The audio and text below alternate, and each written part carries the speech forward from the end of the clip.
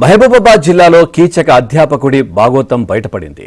బయ్యారం మండలం నామాలపాడు ఏకలవ్య మోడల్ స్కూల్లో అధ్యాపకుడు అసభ్యంగా ప్రవర్తించాడని విద్యార్థిని ఆరోపించింది.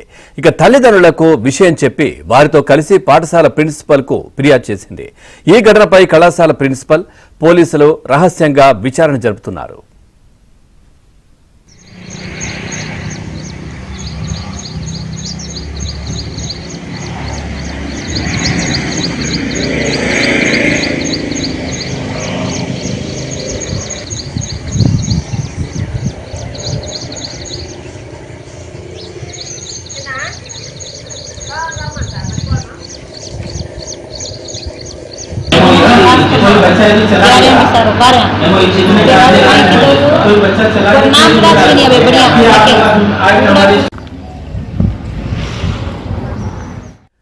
మహబూబాబాద్ జిల్లాలో కీచక అధ్యాపకుడి భాగోతం బయటపడింది. బయ్యారం మండలం నామాలపాడు ఏకలవ్య మోడల్ స్కూల్లో అధ్యాపకుడు అసభ్యంగా ప్రవర్తిస్తున్నాడని విద్యార్థిని ఆరోపించింది.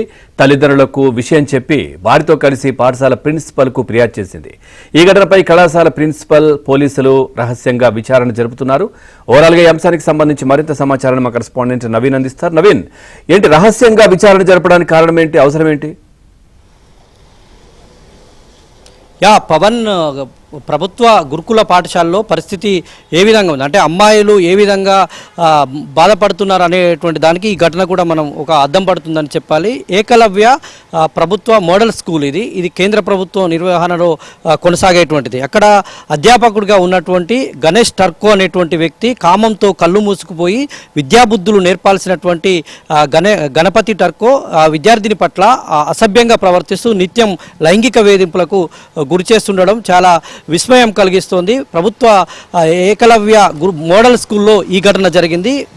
మహబూబాబాద్ జిల్లా బయ్యారం మండలం నామాలపాడు ఏకలవ్య మోడల్ స్కూల్లో ఈ ఘటన జరిగింది. దీనిపైన ప్రజా సంఘాలు అయితేంది, విద్యార్థి సంఘాలు అయితేంది బగ్గుమంటున్నటువంటి పరిస్థితి కనిపిస్తుంది.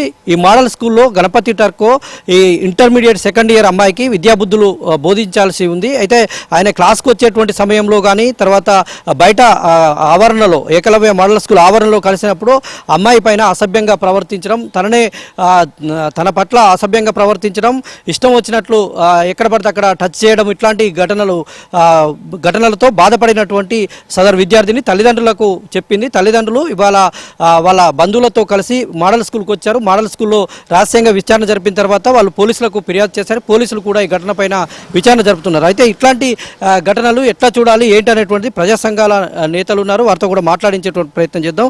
మోడల్ స్కూల్లో ప్రభుత్వం నిర్వహించేటువంటి మోడల్ స్కూల్లో ఇట్లాంటి ఘటనలు ఎట్లా చూస్తారు? విద్యాసంస్థల్లో, బాలికల విద్యాసంస్థల్లో తప్పకుండా మహిళలకే ప్రాధాన్యత ఇవ్వాలి. లేని పక్షంలో పురుషులకు సంబంధించిన టీచర్స్ కానీ, లెక్చరర్స్ కానీ, ప్రొఫెసర్స్ కానీ ఒక విద్యాబుద్ధులు నేర్పే సంబంధించిన తండ్రిలాగా భావించాలి. ఈ మధ్యకాలంలో అనేక సంఘటనలు రాష్ట్ర వ్యాప్తంగా ఉమ్మడి జిల్లాలో కూడా, వరంగల్ జిల్లాలో కూడా జరుగుతూ ఉన్నాయి. ఉదాహరణకు నిన్న ఇవాళ కూడా మహబూబాబాద్ మండలం జిల్లాలో బయ్యారం సంబంధించిన నామాలపాడు సంబంధించిన ఇది జరుగుతూ ఉంది. ఈ అంశం కూడా చాలా బాధాకరం. రానున్న రోజుల్లో భావి భారత పౌరులను తీర్చిదిద్దే ఉపాధ్యాయులు, వారికి ఆదర్శంగా ఉండే విధంగా ఉపాధ్యాయులు ఉండాలి. పరీక్షణ కూడా సంబంధించిన హెడ్ మాస్టర్ కావచ్చు, ప్రిన్సిపల్ కావచ్చు తప్పకుండా ఉండాలి. లేని పక్షంలో ఎవరైతే అసభ్యంగా ప్రవర్తించినటువంటి ప్రిన్సిపల్, లెక్చరర్స్ కావచ్చు, టీచర్స్ కావచ్చు వారి మీద తప్పకుండా చర్యలు తీసుకోవాల్సిన బాధ్యత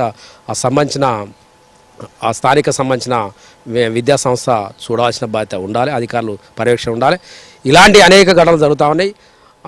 మరొక పక్క డ్రగ్స్ కానీ, తర్వాత మద్యం కానీ ఎరులై పారుతూ ఉన్నది. ఇది నియంత్రించవలసిన బాధ్యత ఈ ప్రభుత్వానికి ఉన్నది. ఈ రాష్ట్ర వ్యాప్తంగా ప్రభుత్వం ఇప్పటికే కొనసాగుతుంది, దాడులు చేస్తూ ఉన్నారు. అయినా కూడా ఈ డ్రగ్స్ కానీ, మద్యం కానీ ఎరులై పడుతూ ఉన్నది.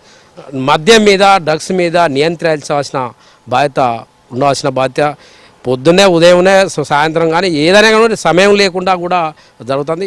అనేక సంఘటనలు జరుగుతున్నాయి. చాలా బాధాకరం.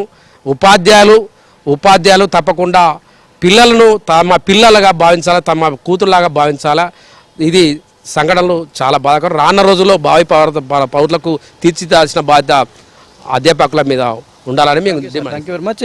అయితే మోడల్ స్కూల్ ఇప్పటికే ప్రభుత్వ ఆధ్వర్యం తెలంగాణ ప్రభుత్వం నిర్వహిస్తున్నటువంటి గురుకుల పాఠశాలల్లో పురుష ఉపాధ్యాయులు అంటే అమ్మాయిలు చదువుకునేటువంటి ఏదైతే గురుకులాలు ఉంటాయో అక్కడ పురుష ఉపాధ్యాయులు ఉండొద్దు అనేటువంటిది ఒక జీవో తీసుకొచ్చి ఆ మేరకు ప్రక్షాళన జరుగుతుంది. కానీ ఇది కేంద్ర ప్రభుత్వం ఆధ్వర్యంలో నిర్వహించేటువంటి ఏకలవ్య మోడల్ స్కూల్ కావడంతో ఇక్కడ నార్త్ ఇండియన్కి సంబంధించినటువంటి అధ్యాపకులే ఉన్నారు చాలామంది.